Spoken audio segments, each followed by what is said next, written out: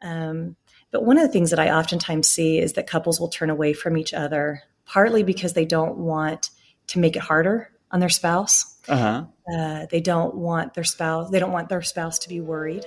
Uh-huh. You're listening to Get Your Marriage On, the fun and spicy podcast bringing you new tools and fresh ideas so that you can be the sexiest couple you know.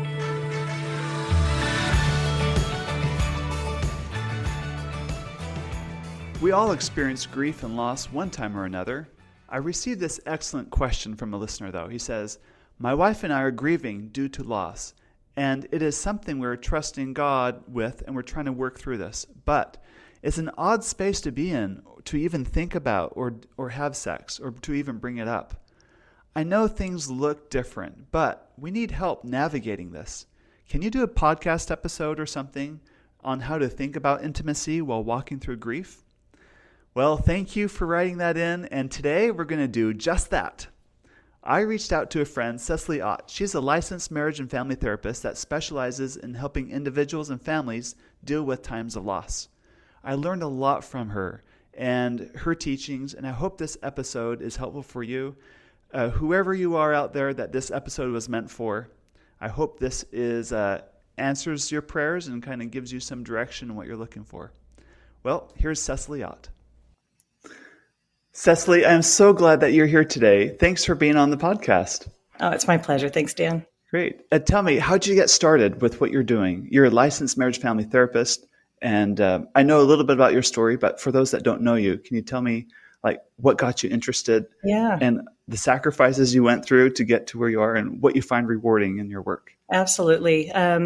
When I got married, we just celebrated our 28th year of marriage. But when we first got married, I just completed my bachelor's in psychology and worked as a drug and alcohol counselor for a number of years, and then decided to stay home and be a mom, and went back and got my graduate degree a little bit later when all the kids were at home. And it's been a great sacrifice, I should add.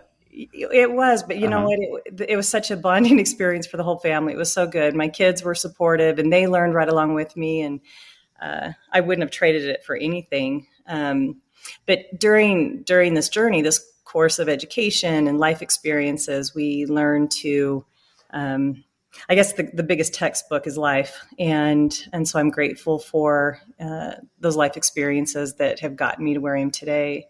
And to be quite honest with you, I think most therapists would admit that our second greatest textbook is our clients. They teach us truly what it feels like to go through trials, and much like the topic we're going to discuss today, grief. It hits on those things. And so I very much give a lot of gratitude to those that have been patient with me in my learning process so that I could be a helper. That's great. What spurred me for reaching out to you and while we're recording this is I got an email. I love getting emails. This was a great question from a gentleman that says, "My wife and I are grieving due to loss, and it is something we are trusting God with and through, but this is an odd space to be in, to think about or even bring up sex. I know things need to look different, but help navigating this would be helpful. Can you do a podcast episode or a blog or something on how to think about intimacy while walking through grief?" Yeah. That is an excellent question. That is such a good question. And when you reached out to me with that question, the first thought that came to my mind is quite often the hurdles that we run into in marriage it's not the issue that's sitting on our lap. It's how we choose to deal with that issue. And my first thought was, in our relationships, I always view the couple sitting in front of me in the office through a lens of attachment. How are they showing up for each other? How do they lean into each other, or do they pull away? We all have our own attachment style, and we learn it at a very young age. It's hardwired in us to attach or bond to our caretaker. And that's how the human race is designed. We're designed to bond. It keeps us safe as little ones. As we grow and mature and leave home, the hope is that we will then find a new partner that we will then attach and bond to. And that typically will become our partner, our spouse. And so So how we do that relationship, our tendency is to either cling and maybe feel more anxious in our relationship, or to be a little bit more avoidant, and when we're struggling, to maybe pull back or become quiet. Mm-hmm. Or we may enter a relationship very secure. And I want to talk a little bit about what that looks like when we are in a secure relationship, when we are providing that. We are showing up. I like to bring it down to this question of, are you there for me when I need you? And the hope is, in all of our intimate relationships, we feel that, at least most of the time, that you are there for me when I need you. And how that looks is going to be different in every single relationship. But that's the first thing that I wanted to speak to, is how am I doing in my relationship as far as being present and being able to show up in the way that my spouse needs. If I have a spouse that tends to be a little bit more reflective or observant, they're not going to appreciate if they're going through a grieving situation, if I am trying to change the subject or crack a joke or wanting to talk or push them to talk about how they're feeling. And yet sometimes in our relationships, our tendency is to want to fix and make things better. Uh-huh. And that's usually the last thing that our partner wants from us. But if we're both grieving, maybe there's been a loss. Maybe there's been a miscarriage or the loss of a child or a very close friend. And both partners are struggling and dealing with those emotions differently. It's going to become really important for them to be able to learn and understand, what is it that my partner needs? And quite often it's not fixing. Sometimes one of the individuals may want to talk and the other one may not. And so how do we meet in the middle with that? Great. Can we talk about what is grief first? Absolutely. And because when I think of grief, I think of the death of a loved one. Mm-hmm. But from what you're saying, it doesn't seem like it only has to just be that. You can Absolutely. experience grief in other ways too. Yeah, grief is it's something that none of us are going to get out of life without experiencing. Even if I'm highly successful and I consider myself someone that never fails, I am still going to experience grief. And there was a time when I was working with a client, and she had recently been promoted. She was excited about this promotion at work, and shortly after this promotion happened and she was put into the nice fancy office, she started to realize how lonely she was, because all of her friends that she used to eat lunch with and kind of grumble and complain about the bosses and the management, she now was the boss. She was the manager, and she realized that it was very lonely sitting in that office eating. You can't have lunch with those people anymore. You can't have lunch with those people grumbling about those managers. And so it was kind of a painful thing for her to realize that it was very lonely at the top, just like they say. And so you're right. With grief, I usually don't see it as just a death or a loss in that way, but more so change. And what does this change look like? Because with any change in your life, even if it's a wonderful change, there is some loss. You and I had mentioned at the very start when we met up this morning was we just recently moved, and we're so happy with this move and our new home. But at the same time, we also left a wonderful neighborhood and great friends. And so there's always those changes, and people feel them. I've seen couples go through grief feelings even when they first get married. And it's not that they don't want to be married to their spouse, but all of a sudden they don't have the same dynamic with their friends, their roommates, maybe even their parents. Their loyalties change, and it's a big shift. So I really like the idea of shifting our thought process to more of what have been the changes that have gone on and how are they affecting our relationship. Job loss, job change, moving, the loss of a child, all of these affect us. And those stages of grief that we experience, although they can look different for each one of us, there's typically 5 stages that most people go through at some point during this process. And the first stage that I see is denial. And it's not denial that there's been a loss or you've lost a loved one. Quite often it's a coping mechanism that our body and our brain uses to kind of protect us from the amount of pain that comes with having lost whatever it is or whoever it is.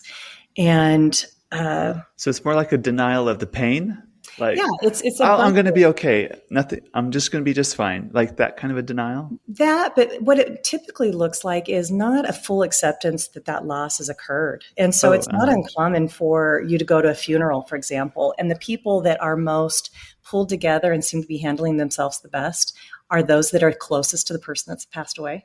The spouse or the children will be, they seem really calm and collected, and people are impressed that they're handling it so well. And then the funeral passes and everyone leaves, and full impact of that loss sets in. And so I think sometimes it's almost more of a shock, and it's this coping mechanism that pulls us through the immediate.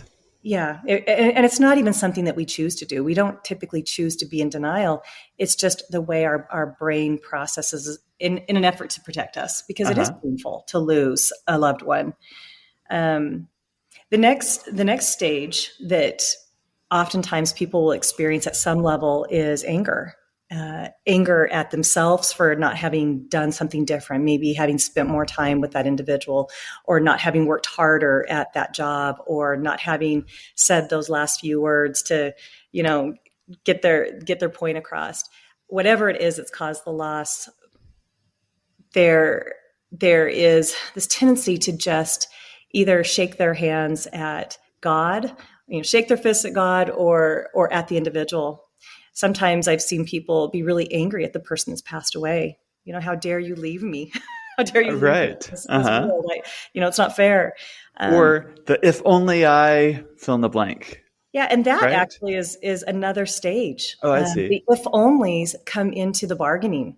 So we oftentimes go through a stage of denial.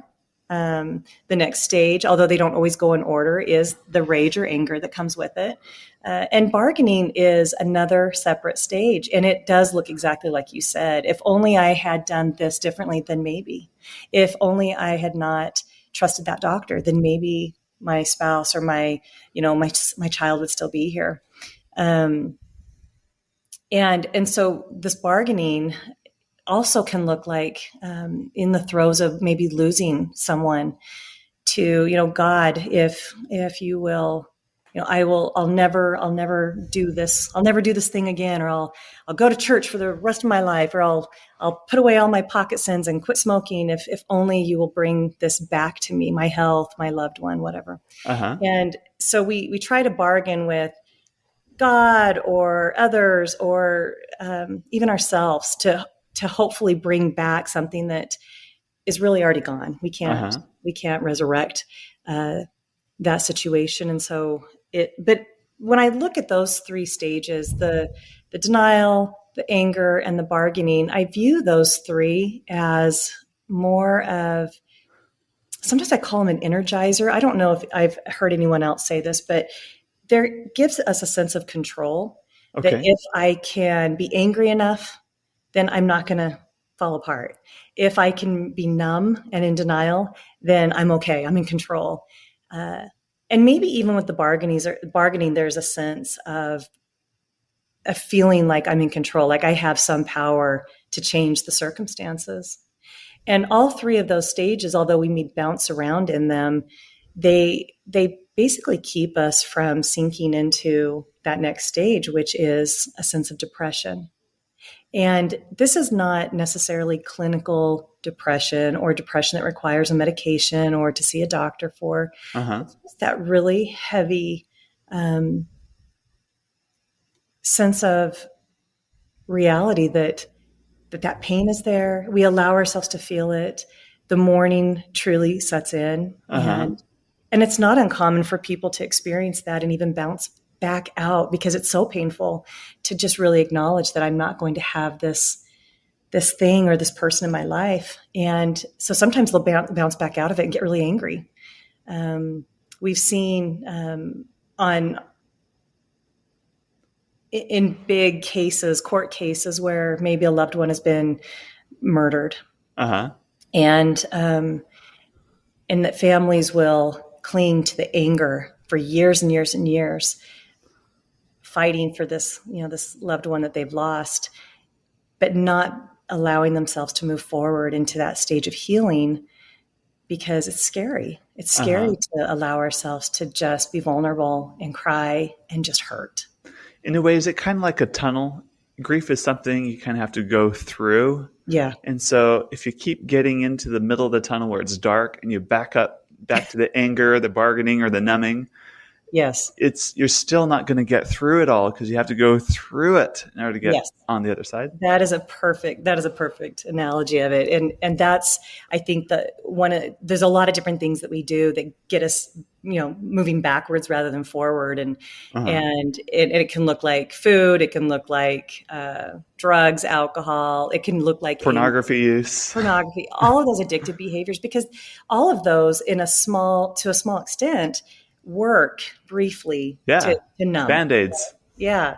And so we do them because they fix in the moment, but they keep us stuck and they keep it prolonged. Years ago, I worked as a drug and alcohol counselor, and it was interesting to see grown adults come into treatment that had maybe been heavily using their drug of choice for maybe 10 years. And as they would start to sober up and detox, we would notice these enormous amounts of grief that some of them were experiencing. Maybe they had lost a loved one 10 years earlier, and that could have triggered the heavy drug use or alcoholism.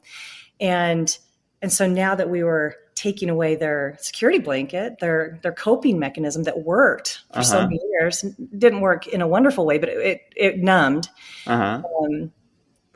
Now they had to allow themselves to go through that grief. And so it was a beautiful thing in some ways to see these people heal and move forward and not have to run away from it.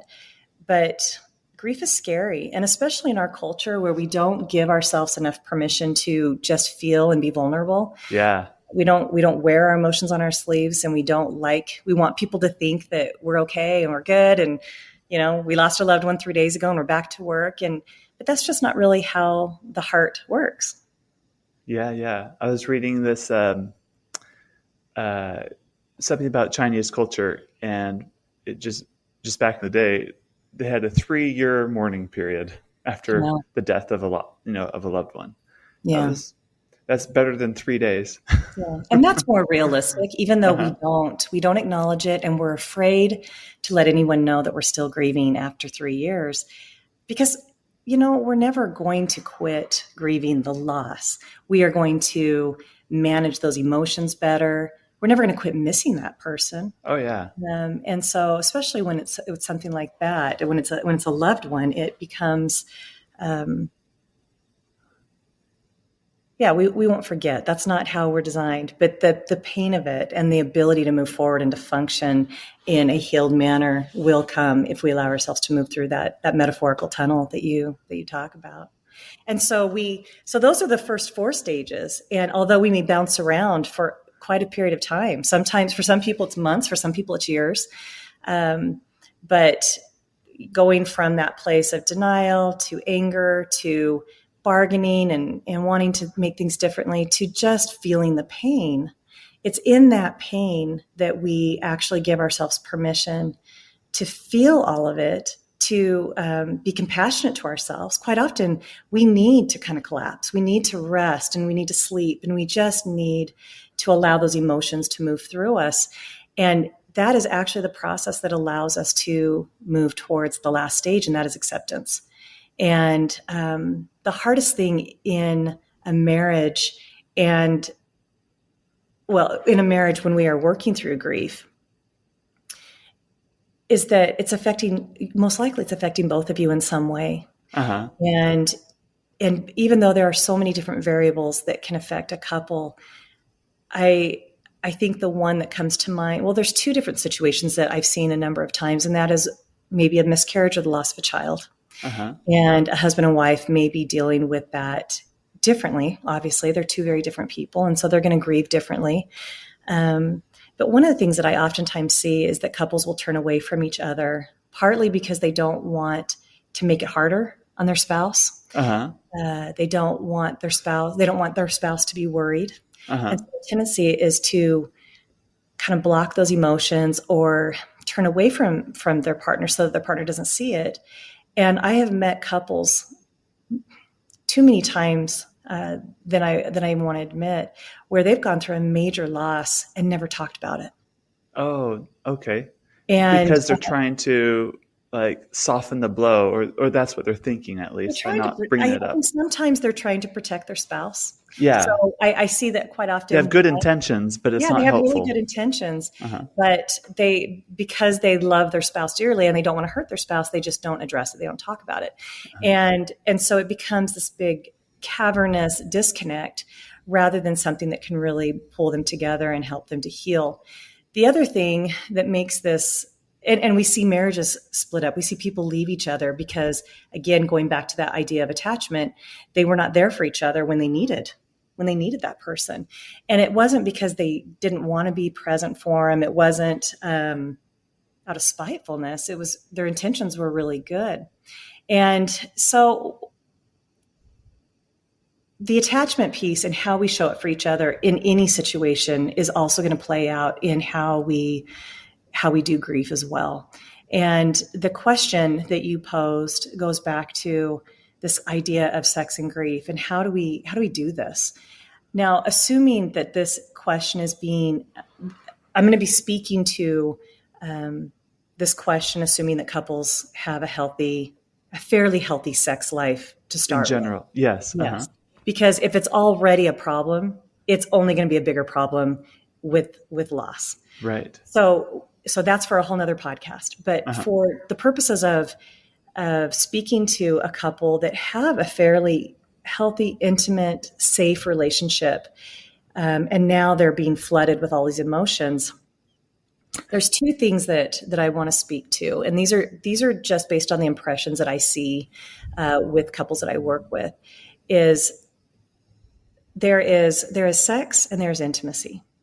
And in every marriage, it's okay to have both. But I want to differentiate between how I see the two of these. All right. Sex is intercourse, right? We don't have to go into the details of it. It can look different for a lot of different people, but sex is intercourse. Intimacy is trust, connection, safety. When we are falling in love with somebody, we begin to have an intimate relationship with them where we learn to trust them. We share things with them. And even as a therapist, I can legally have an intimate relationship with my clients because my hope is that I would be forming a very safe, trusting relationship with them. It's not sexual. Oh, yeah. But it's intimate and it's safe. Now, the next step in sexuality, in my opinion, so we start with intimacy and trust, and then we move to the sexuality piece of kissing or touching or pairing off, saying, this is my person, right? And then it moves hopefully into that next stage of being committed, and the sex piece, the intercourse piece, falls in suit. If that is what our relationship has been based upon, then in a healthy marriage, there is a time for fun and sex and connection and all of that. But there's also a need for that intimacy and that safety. And when there has been a loss between a couple, there are going to be times where this couple may have used sex as maybe a stress reliever, as recreation, as fun. And there may be other times where that same couple has used sex or intimacy as a bonding, close, safe experience. And I'm not for saying soothing too. Yeah, more of a like, I'm okay and safe, reassurance, security. And so I'm not saying that that's the only type of sex that exists in a marriage, but I think it's helpful to understand that and to just realize that we typically go into those sexual relations, with a little bit of a different goal from time to time, right? And that sometimes it may simply be fun and recreation. Other times I need a little bit more. I may want a little bit more from my partner, and I need more. I need to be held. I need to feel. I need more of those reassurances. So when we look at the grieving process, I think the first thing that a couple needs to ask themselves is how are we how are we utilizing this part of our marriage? Are we leaning into each other, or and using this as a safety place where we can feel secure and connected and attached? Or do we need sometimes to just put all of this heaviness that we've been weighed down by for the last 3 months, just put it on a shelf and just have fun? And it's okay to do that. And we're not bad people, even if we have lost a loved one, to just be able to say, you know what? Sometimes we just need to be able to kind of compartmentalize things. And so with these couples, I want everyone to have permission to say, okay, what do we need right now? First of all, do we just need to stick things in a box for just this evening and just be together and laugh and connect and have fun? Or is this one of these situations where we just really need to hold each other and we need to be very sensitive to each other's needs? I mean, obviously we always want to be sensitive to our partner's needs, but those goals are going to look different. It can be tricky because in a marriage, we have the capacity to be the greatest component of healing for our partner, but we also have the capacity to hurt them the most because we are in that inner circle with them. And if we're feeling a lot of the same hurts, but we're dealing with it differently, it can really do some damage, or it can do a lot of good. And so the things that we are doing today, before we even get to that stage of grief in our marriage, are going to make all the difference. But for those that are currently in a situation like that, I think one of the greatest things that someone can do is to ask their partner, what do you need from me right now? And I would hope that their partner would be able to say, I need a little bit of space, or I need to talk, or just hold me. And in that situation, just because one person may need to talk, that doesn't necessarily mean that the other person is in a place to share their feelings or to talk about it. But they can be a listener, and they can validate what their partner is saying. And so with that, it's finding that way to create a safe place for each person to heal through those feelings without the attempt of trying to fix it or hoping that if we avoid it, it'll just go away. But really being validating of their experience and knowing that they're going to experience it different. When Emily and I went through kind of a period of loss not too long ago, a few years ago, it seemed to permeate every conversation we had, every interaction we had just together. That was just the topic. There was nothing else to talk about. We'd try to do like even a date night just to enjoy ourselves, but it was always so heavy. And you'd get back from date night and usually expect to have a little bit of sexual play, but neither of us are kind of in the mood for that. And it felt like the loss was the loss of the, that we're experiencing, but B, the loss of just normal enjoyment together kind of compounded it. And what helped us, I guess, as a strategy is we worked really hard to limit the amount of conversation we'll allow ourselves to have about what that loss we're going through, or it's like a moratorium from that conversation so we can be a couple again once in a while. And that, it wasn't always perfect, but a strategy like that did tend to help us realize there's more to life, and things can be great between us and while we're going through a hard time. And we can still hurt. Exactly. Yeah. And I think that, and essentially what you're saying is you set boundaries around your grief. Yeah, I suppose. That makes it sound like we knew what we were doing and we were pretty smart about it. and that's a healthy thing, because we need to learn to set boundaries around everything that is overwhelming and hard, because we still have to get up and get to work or take care of family or take care of business. And so if we allow that monkey to be on our back everywhere we go, we're not going to be functioning very well. And I think there's some relief in just being able to say, you know what, we're going to allow ourselves to feel this and talk about it and process it. And then we can kind of set this aside and we can shelf it for another day, or, later on, let's get back to this tomorrow. And I find myself quite often when I've got clients, even in a therapy session, we may be talking about some really heavy issues. And on some occasions, I'll say to them, I want you to commit to me that you're not going to revisit this conversation until we come back together. We've talked a lot about it. You guys have fought about it for years. I want you to give me permission to hold on to it here. And you go do what you need to do, and I will see you next week. And we'll revisit it. We'll come back to it, and we'll kind of comb through it. But I think that even as a couple, it's healthy to be able to do the same thing for yourselves and say, okay, you know what? There's nothing that we're going to do in this moment or tonight that's going to resolve this problem. And we've definitely hashed it out. Let's put this away. And sometimes we need to physically remove ourselves from a space where we tend to grieve. So if a lot of times I would even ask couples to say, let's try to keep some of this conversation even out of the bedroom. We can talk about it on the back patio, and we can go out to dinner, or maybe we don't want to bring it to dinner, but maybe there's certain places where we can discuss some of these things that are heavy. But then when we close that bedroom door, or when we light that candle, or we start our date night, whatever it is that kind of signals that this is us time, then it's okay. And we're not avoiding it. We've given time to it and given space to it. And now we need to nurture us. We need to feed that. Okay, great.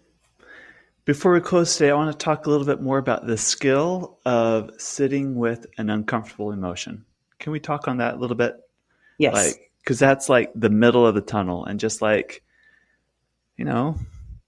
like on a park bench, you're sitting with that uncomfortable emotion and being okay with that. That's not easy, but that's part of the process, it seems like. Yeah, I like the way you put that. It's not, and that is usually where we run into our biggest. We freak out. That's where, we have our biggest problems is right there in those emotions, because we don't typically like to do emotions that are uncomfortable, and so we do tend to turn to the food or other avoid buffer aren't typically as healthy, and or they damn the progress of moving through it, and so sitting with emotions, I'm never going to say it's an easy thing or there's a cut and dry answer for it.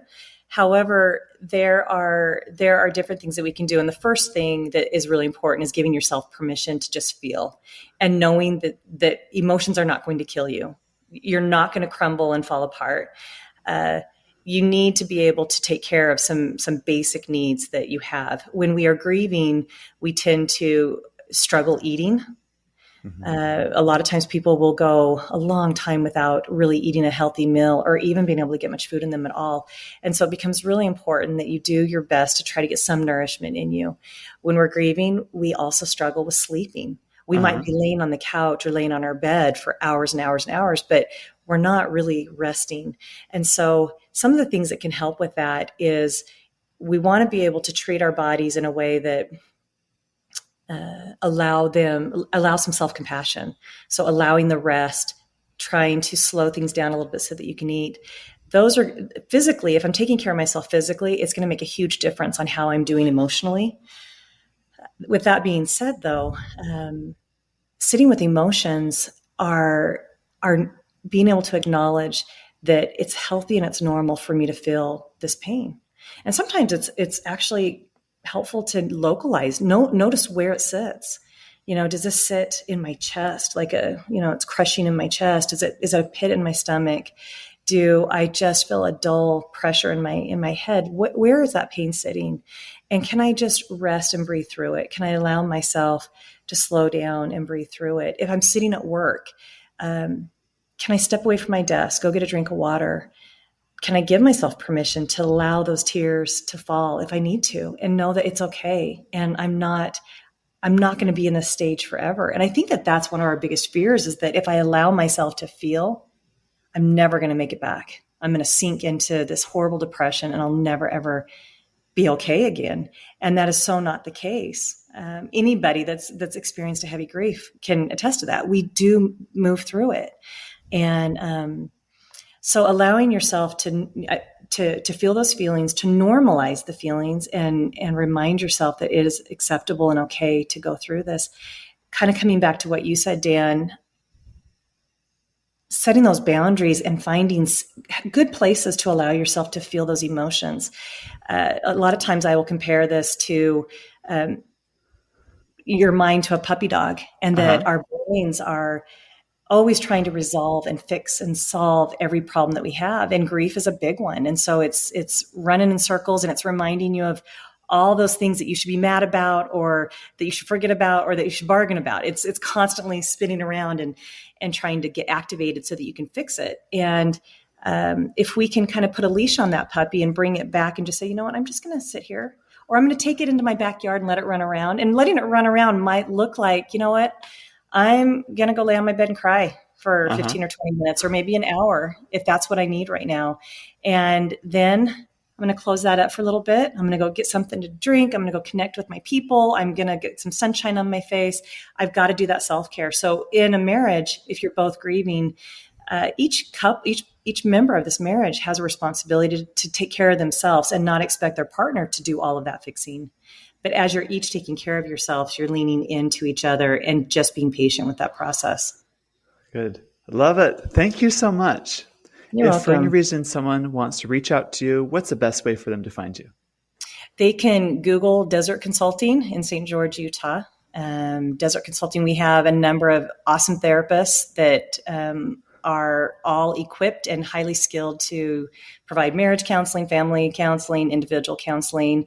A number of us are trauma trained and skilled at being able to provide healing through trauma and PTSD, as well as systems theory. So helping families and interdependent systems heal and move through rough stuff. So Desert Consulting, Google that, or that'll be enough. Very good. Thank you very much. You're welcome.